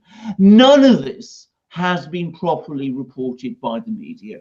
The media has, on the contrary, wanted to reduce it all to an absolute caricature story of an evil dictator, Bashar al-Assad, some sort of, crazed despot, who for no very clear reason wanted to kill lots of people in Syria. I mean, that never made any kind of sense. It certainly didn't make any sense to people who traveled to Syria. And incidentally, over the last week, I've spoken to quite a few, to a couple who have. And it's not just a distortion of the truth. It is the absolute reverse of the truth if you follow the situation in Syria closely. Most Syrians may have been unhappy with aspects of how they were governed before 2011. Some of them might have been willing to protest against it in peaceful and democratic protests, but what they did not want to see was a regime change operation against their country, which was essentially a war of And faced with that, they supported their government, and they have won. Yeah, Assad, the London-educated doctor. The London-educated doctor, Yeah. exactly. Who is? I did actually speak last week when I was in Ireland to several people who'd been to Syria, and they all tell me the same thing. They, they'd been around Syria without minders or, security guards or secret police people or any of these things. Just were able to travel freely around the liberated areas of Syria. And what they all found is that Assad at the moment is massively popular in Syria because he is seen as the leader, the president who held the country together and led it through an existential crisis. And there is an enormous amount of gratitude and support for him, which there wasn't probably before 2011 when the crisis first began. Is it true, Alexander, that things got so confusing and so messed up in Syria that the Pentagon was actually fighting the CIA? Like yes. Pentagon jihadists were actually fighting CIA jihadists? Yes, and by the way, that's not the first time that's happened. I mean, similar things used to happen during the Vietnam War with the United States, various arms of the US government supporting different people in a conflict.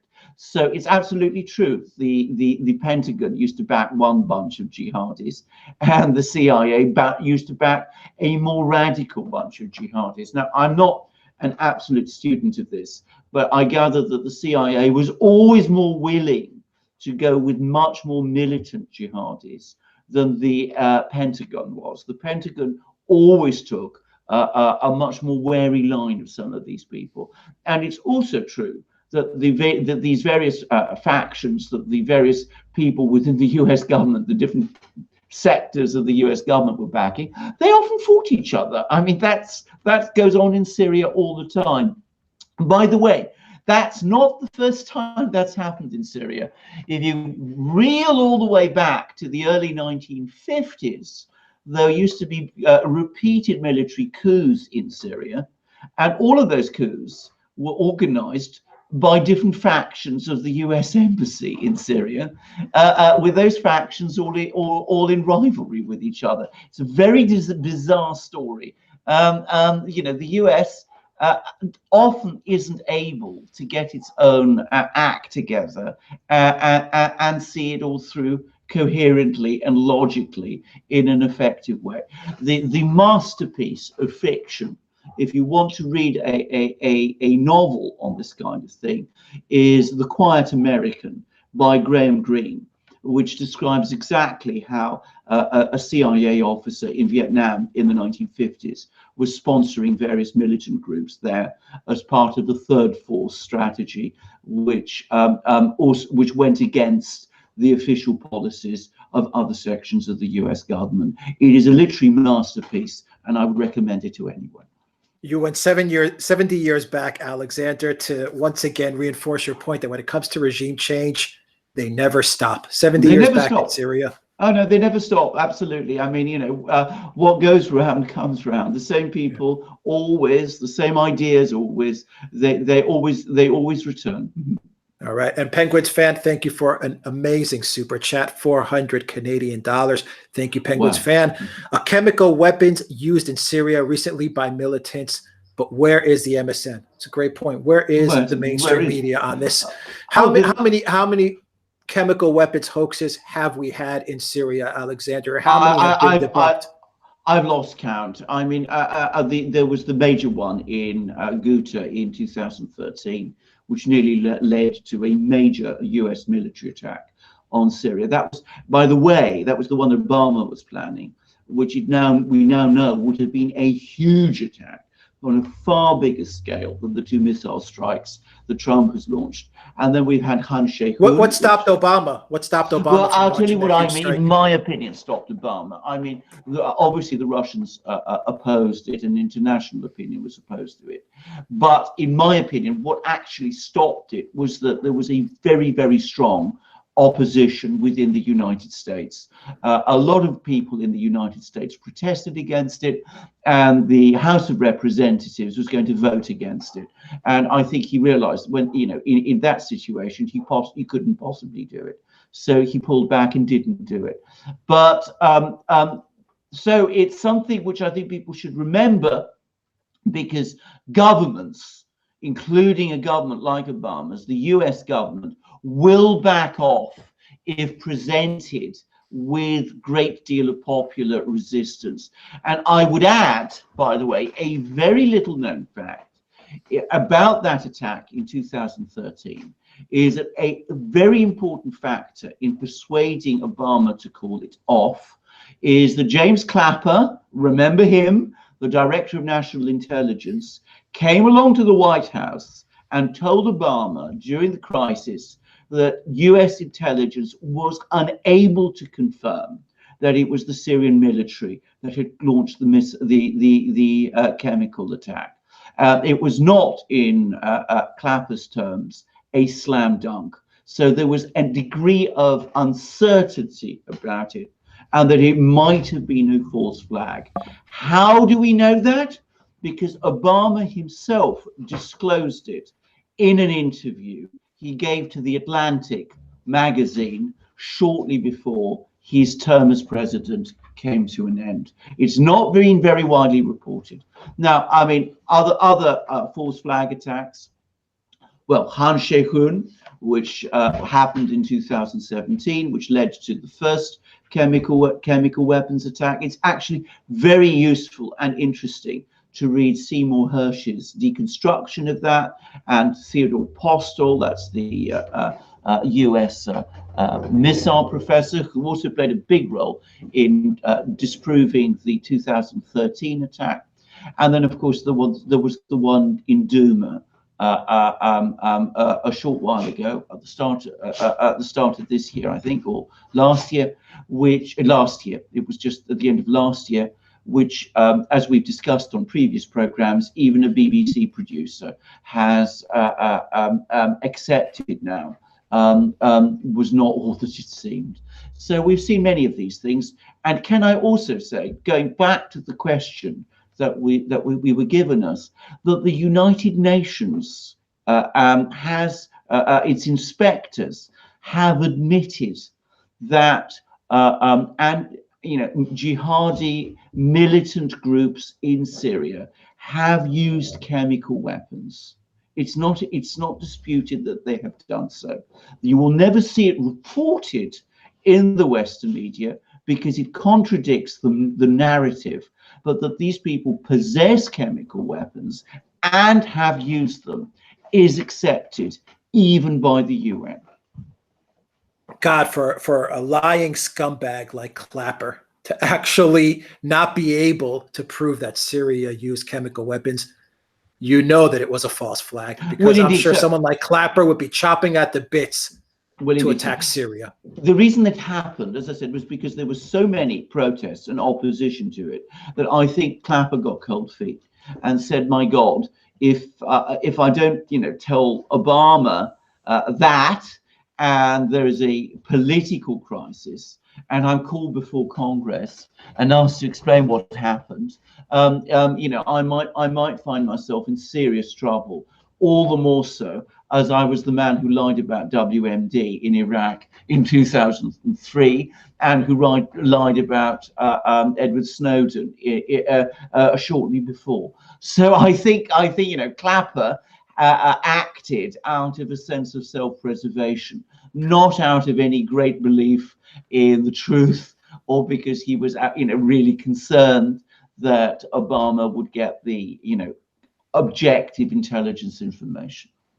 Yeah, and he got off the hook. Nothing's happened to Clapper for nothing's happened to Clapper. No, absolutely. They've all got him promoted. All these guys. He's a sort of major pundit on US TV now. I'm probably getting a lot of money. And Brennan are it. MSNBC and CNN. Absolutely. Exactly. Absolutely. All right, Mikhail, thank you for your super chat, 50 SEK. Thank you very much. And while we're on the subject of Clapper Alexander, let's talk about all the lies in the Mueller investigation, the Russiagate hoax. The Democrats are doubling down. They're saying now that Mueller is a traitor. He's an agent of Putin. It was all one big setup. So the guy that was supposedly going to save the world from the tyranny that was Trump and the tyranny that was Vladimir Putin, who controlled Trump, It seems that Mueller is now also an agent of Russia. Yes, I mean, of course. How about that? Well, I mean, and I'm sure everyone on this chat, everyone viewing me and you, I'm sure we're also agents of Russia. Well, of course we are, absolutely. But I mean, can I just refer to a comment that our colleague Peter Lavelle made on a live that we did just after the Mueller report was handed over to Attorney General Barr. And Peter said, and absolutely rightly, that this whole Russiagate thing has long ago become a faith-based thing. It's not based on any evidence. And when you have people who just want to believe in something, they will go on believing in it, irrespective of what evidence is produced. And of course, what they will do is they will come up with ever more far-fetched and incredible and ridiculous reasons to justify believing in what they want to believe. So if Mueller doesn't tell them what they want to hear, which is that Donald Trump is an agent of the Kremlin, that has to be because Robert Mueller himself is an agent of the Kremlin. The fact that he has carried out for 2 years an absolutely incredible inquisition, which has done enormous damage to the government of the United States, which has led to some of the president's, Donald Trump's closest associates being questioned, which has led to multiple convictions of all sorts of people who, in my opinion, did no fundamental wrong. I'm thinking of people like George Papadopoulos. I'm thinking of people like Michael Flynn. None of that is going to impress these people because they regard people like that as simply cannon fodder in proving this demented conspiracy theory that they have always believed in. It's incredible that they went after Flynn, who's a decorated veteran. I mean, it's absolutely disgraceful. I think there were two people in this Russiagate inquisition who have been treated appallingly. One is Flynn, who was, as you correctly say, a much decorated US soldier who fought for the United States on the battlefield in Afghanistan and Iraq. Now, I don't know what he did there, but he got decorated for it, and one should respect soldiers. And what makes that all incredible is that it is now universally accepted that in the conversations that Flynn had with Russian Ambassador Kislyak, he did no wrong. He committed no crime. He did not commit the United States to anything. All he did was ask Kislyak and the Russians to persuade Putin not to respond too severely to Barack Obama's decision to throw out, I think it was 50 Russian diplomats from the United States. So Flynn acted to restrain a Russian reaction against the United States, and for that his career was destroyed, and he was ended up with a criminal conviction. And if you look at the way it was done, using leaks of a classified tape recording of a telephone conversation, violating US law, and a meeting between Flynn and 2 FBI agents, one of whom was Peter Strzok, of which Flynn was not provided with the evidence of the transcript of this telephone conversation, which those officers already had. I think it's disgraceful.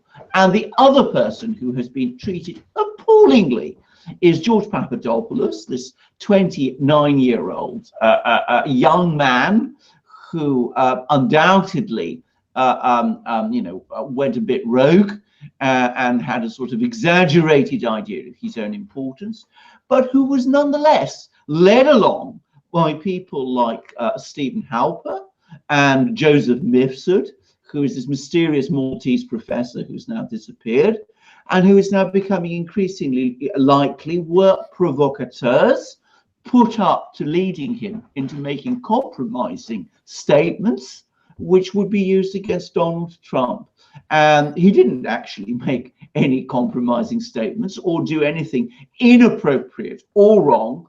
He seems to have got muddled up about some dates when he spoke to the FBI, and probably out of nervousness didn't tell the whole truth. And for that, he's also been landed with the conviction. I think this is totally wrong and completely inappropriate. And to my mind, it's not the sort of thing that happens in a civilized country governed by law, which is what I used to think the United States was. Yeah, I mean, Alexander, the entire Mueller witch hunt, this whole hoax that we've been living through for the better part of 3 years, has ruined real people's lives in severe ways. I mean, you can count. Look at Julian Assange. Yes. Seth Rich. Yes. Carter Page. Yes. You mentioned Flynn. You mentioned Papadopoulos. Jerome Corsi. Roger Stone. Yes. Alex Jones. Yeah, well, let's not forget these people. Tommy Robinson. Yes. All of this stuff is collateral damage. Yes. It's either direct damage or collateral damage from this entire, Russia meddled in the U.S. elections hoax. All of it. Well, the censorship, the deplatforming, the murdering, all of it is part of this hoax. Yes. Yes. I mean, my worry is that people are just going to forget about this entire thing. No one's going to be held accountable. No one talks about Tony Podesta. No one talks about John Podesta. No one talks about Robbie Mook.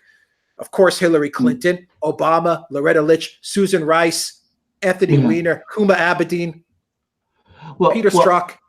You touch on a very important point, Alex, because what I think absolutely needs to happen, whether it will, is another matter. I'm seeing Marina Butina on absolutely. Marina Butina, very much so. I mean, very, very much so. I mean, goodness knows. I mean, she came to the United States because she liked the United States. Because she loves the United States. Loves the United States, and she wanted to persuade Russians to adopt the, gun laws that they have in the United States, which she supports. She was so far from being an agent of influence for Russia in the United States. She was an agent for influence, if you like to use that loaded word, for the United States in Russia. I mean, people have got this completely the wrong way round about her.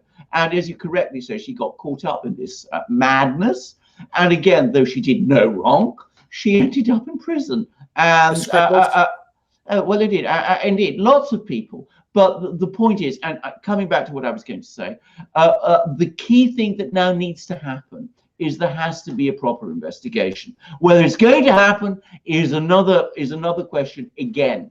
But if the United States wants to really put this nightmare behind it and wants to at least take some steps to repair the enormous damage which has been done to many individuals, to the integrity of the internet, and to the integrity of the whole US system of government, then it needs to have a proper investigation by special counsel to go through all this investigation and to find out what really happened. Now, that should not be controversial. Not only do we know about appalling things that took place, but given the enormous debacle that this Russiagate thing has turned out to be, you would have thought that the intelligence agencies themselves would say, well, we need to find out what went wrong. Of course, I say all of that. I know perfectly well that the opposite is true, and it's precisely because it all went wrong that they'll want to cover it up. All right, here's a tweet from Trump Alexander. You can comment on it. No collusion, no obstruction, complete and total exoneration. Keep America great. Is that going to be his platform for 2020? Yes, of course it is. And can I just say something else? I mean, a whole lot of other people. I mean, Caitlin Johnson. And comment also, Alexander, before you finish your thought, comment on the Southern District of New York and how the Democrats are hoping that may take down Trump. Because that gets a little complicated. It is. Let's just deal with the tweet first. I mean, Caitlin Johnson, who's left-wing and detests Trump, but has never believed in Russiagate and has endured a great deal of flack, by the way, because she's always spoken out against Russiagate. She's actually said this again. I mean, she said it's now far more likely, to the point of it almost being certain, that Trump is going to win the 2020 election, because he's going to campaign on exactly the points that he's made in that tweet. He's going to say, look, you ran a witch hunt against me for 2.5 years. You were not able to prove any of these monstrous allegations that you were making against me. So why should the American people believe in anything else you say about me? And moreover, I am your victim. I am the victim of these people, and therefore the champion of the American people, whose electoral decision in 2016, this blob, this deep state, the Democrats, the media, and all the rest were trying to set aside. So of course Donald Trump is going to run with the points that he made in his tweet. He is an extremely cunning politician, and this plays right into his hands. Now, if we turn to the Southern District of New York, this is a complicated point. I think the Democrats are vesting far too much hope in this. The proceedings of the Southern District of New York basically revolve around financial matters, but the key star witness, if you can call him that, is Michael Cohen, who was previously Donald Trump's lawyer. Now, Michael Cohen has given evidence that he paid these two women, McDougal and Clifford, money during the election, the 2016 election, to buy their silence. And he's been convicted of breaking campaign finance laws. And he has said, Michael Cohen has said, that he did this by pre-arrangement with Trump. And he's produced evidence that the way Trump refunded Michael Cohen for the money that was paid to these two women shows that it was done in a sort of concealed way. I don't think this is going to work. I don't think that this is going to, in the end, cause Donald Trump the problems that the Democrats think.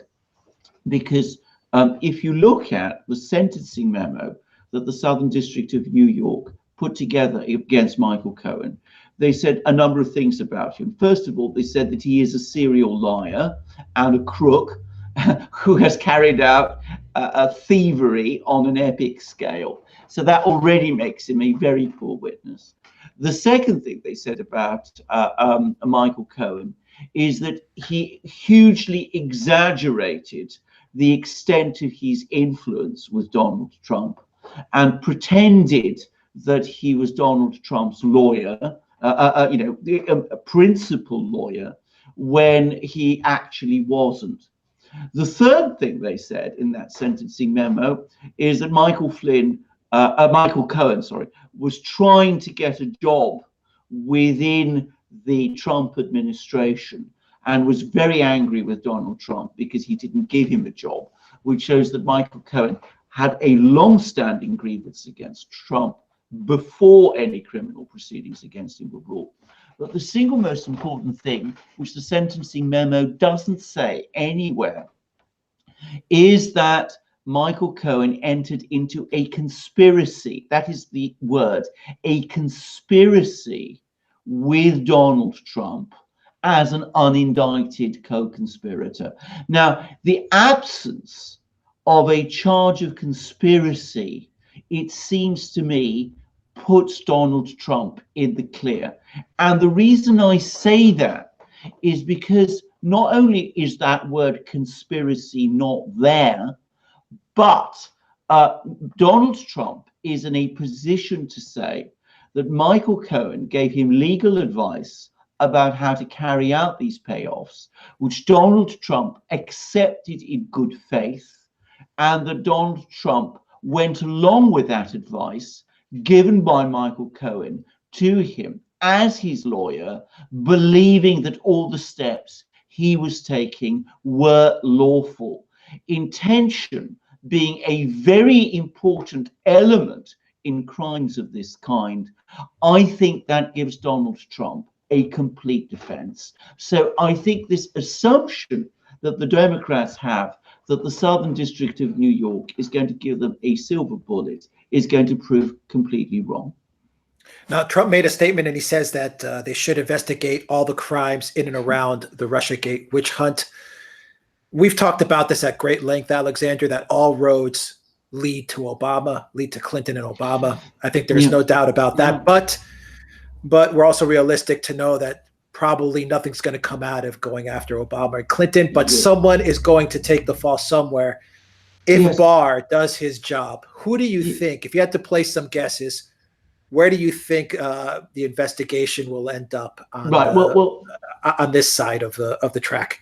Do you see anybody taking a fall? Maybe a Podesta, maybe something along those lines. Okay. Well, can I say something beforehand? Which is, of course, the trouble with Donald Trump is that he's the president of the United States.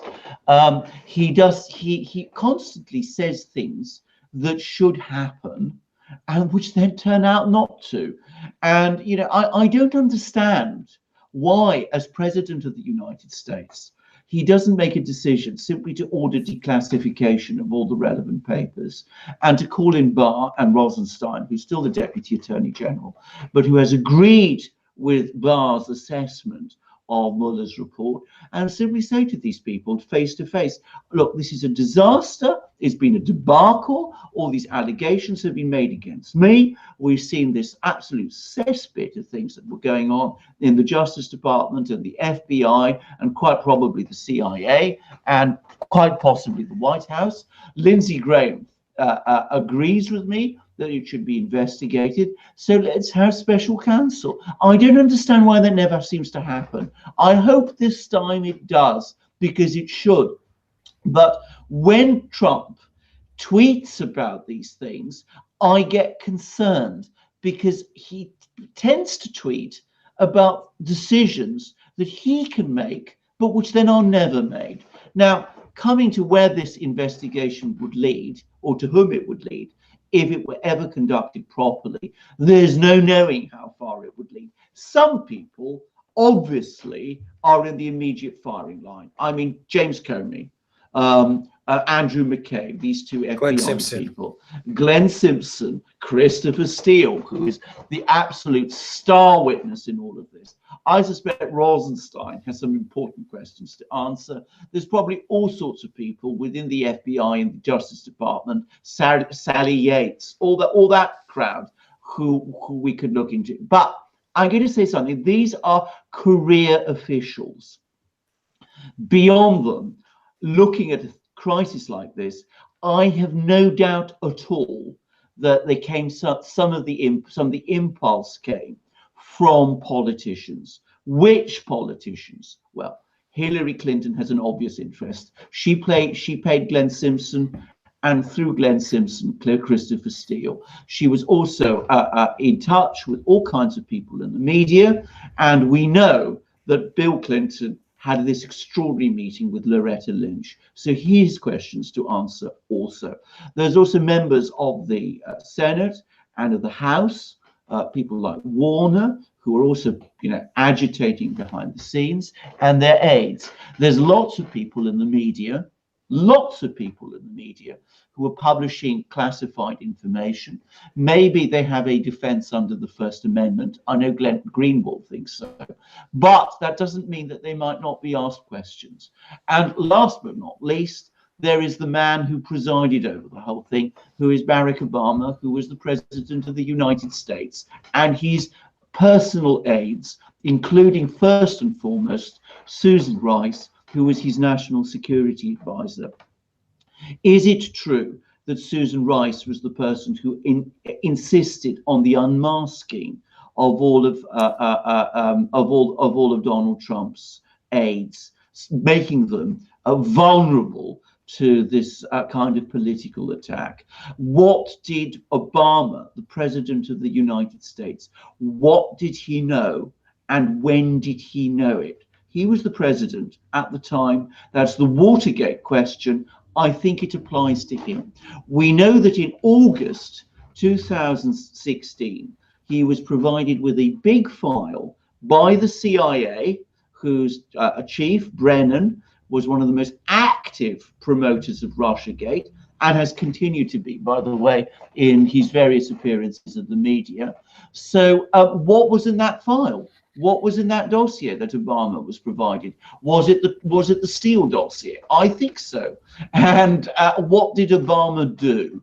Did he simply sit there and do absolutely nothing and twiddle his thumbs whilst the FBI and the Department of Justice and the CIA and all those other sections of the US intelligence community ran amok in the way that they did during an election and a transition period? I find that very difficult to believe, but I think that questions should be asked of him. Whether they ever will be will depend firstly on whether an investigation is ever held and on how brave the investigator is and how much political support that investigator gets. So Obama had the Steele dossier. He had it in his hands. Well, I think so. I mean, can I go back to this? The key revelation about this was an article that appeared in the Washington Post in June. I think it was June 2017, which basically said that in August, as I said, Obama was provided with this dossier, which was based on intelligence information obtained from a foreign country, which allegedly captured Vladimir Putin's orders to help Donald Trump and to carry out the hacking. Now, the only information that we have, the only intelligence information that we have that remotely approximates to that is the Steele dossier. And I would have thought that if there was other intelligence that said that thing, it would have been used in the FISA warrants of Carter Page, and it wasn't. So that strongly points to the Steele dossier being the document that was provided to, or at least the early extracts of the Steele dossier, which was provided to Obama in August 2016. And the other thing that rather reinforces this is that we know that just before the CIA provided that information to Obama, the head of GCHQ, that's Britain's equivalent of the NSA, was a man called Bob Hannigan, came to the United States, met with the CIA, interestingly, not the NSA. He met with the CIA and provided them with intelligence material, which is part of the intelligence material that was passed on to Obama. Now, remember, the Steele dossier was drawn up by Christopher Steele, who is British, here in Britain. It is known to have been shared with members of British intelligence, and it seems likely to me, putting all the dots together, that it was that which Hannigan brought with him, gave to the CIA, and that they then repackaged it and gave it to Obama shortly after. An incredible story. Yeah. Well, you know, let's investigate and find out whether it's true. If I'm wrong, what better way than to carry out an investigation? But I have to say, I'm pretty sure I'm right. Unbelievable. All right, we are at 2 hours, guys. We will continue for a little bit more. Click that like button, smash that like button, subscribe to the channel, share the channel with everybody you know. Go to the Duran shop, buy a t-shirt. That helps us out. Thank you for your super chats. Thank you, Penguins fan, for your generous super chat as well. We really appreciate it, guys, and it keeps the show moving along. Alexander, there's a couple of super chats that I want to get to. From Osama. With Trump claiming that the Syrian Golan Heights are part of Israel, does this help or hurt him in the election? Yes, I think it helps him. I mean, I think that what Donald Trump is now doing is that he's using all these crises, which he is himself creating, to help him in the election. So he's using socialism as a stick to beat the Democrats, and he's pointing to the crisis in Venezuela as proof of what a terrible thing socialism is. And of course, Alexandra Ocasio-Cortez being a Latino American, I'm sure helps him in all of that, by some kind of connection to Venezuela. And he's also going to use the Golan Heights issue to show to Jewish Americans and to evangelical Christian Americans who are very strong supporters of Israel that, what a strong supporter of Israel he is, and how wobbly on Israel the Democrats are, with people like Representative Omar making all of these criticisms of Israel, which Donald Trump, ably assisted by some Democrats, says are anti-Semitic. All right. Super chat, Alexander from Vladimir. Can you make a comment regarding the Ukraine SBU person who was recruited by Russian FSB and is now giving information regarding SBU prisons? Will it lead to a huge scandal?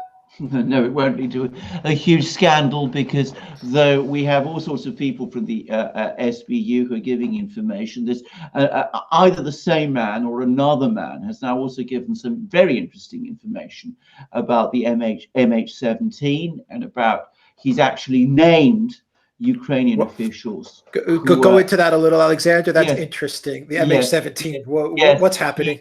Yes, this is an SBU official who's gone over to the Russians, and he says that not only did the Ukrainians shoot down MH17, but he's actually named certain Ukrainian officials who were involved in the shoot down and in the cover-up of Ukrainian involvement in MH17. Of course, this is getting no publicity internationally. He named names? Yes, he's actually named names. I saw a report about it just a few hours ago. There'll be a link provided on the site before long, don't worry. But if I may say, I mean, that's not going to get any publicity, just as what he reports about Ukrainian prisons are going to get any publicity. In 2014, the Ukrainians were carrying out a siege of the city of Lugansk in eastern Ukraine. They were shelling the place. There was a humanitarian crisis there, and the media didn't report the fact. So they weren't going to report a humanitarian crisis carried out in wartime.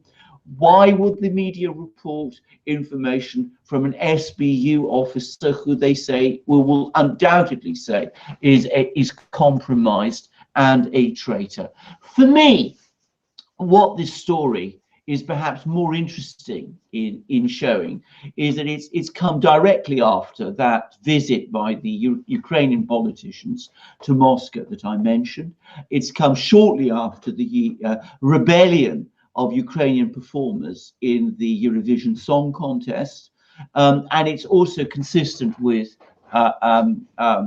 latest opinion poll data from Ukraine, all of which seem to collectively show growing disillusionment in Ukraine with the direction that Ukraine has been following since the Maidan coup events of 2014. Alexander, with MH17, does no one care about that story anymore? No, I think that's exactly right. I mean, it used to be the dominant story, but I mean, it's barely reported anymore. Yeah, but it's over. It's over. Well, I don't think it's over. The book is closed on it. I don't think it's over, but I don't think it's a story that people want, in the West at least, want to return to, because I think that there are so many contradictions and anomalies in the investigation that I think if it was looked into too closely, rather like Russiagate, it would quickly fall apart. So we're never going to really find out what happened there. Oh no, don't say that. I mean, there might be a change of government in Ukraine. That's quite possible. It's possible that there might one day be a proper investigation in Ukraine, that the people who were involved on both sides will finally be questioned, and questioned properly. The investigation that has happened hasn't done that, and that's an important point to make. And it may very well be that at some point the truth will out, but whether that will happen anytime soon, I don't know. I think that depends on what happens in Ukraine now. All right, 744748 says Golan Heights not on the Duran talk list. Ciao, I'm out of here. We talked at great length about the Golan Heights, actually. So go to the program when it's posted, and you'll see a lot of talk about Golan Heights. We also did a video on it, and we posted it the other day as well. All right, Alexander, you want to wrap it up? Let's wrap it up. Absolutely. Thank you, Jan, if there's anyone else, Jan sent us a super chat as well, but no comment. Thank you for your super chat, Jan, as well. We really appreciate it. Alexander, what are you looking at this week? Well, I mean, of course, yeah, Brexit. I mean, Brexit is key. I mean, it's an absolutely gigantic story. But you know, there's also the other gigantic story, which is Russiagate, or perhaps Muellergate, one can almost call it, in the United States. What's going to happen now? Will we see this investigation that Donald Trump says there should be, and which we think definitely there should be? Well, I'm not holding my breath, but I will see. We will wait and see. And then, of course, there's now this big development in Venezuela, which we talked about right at the start of the program, with the Russian military deployments there.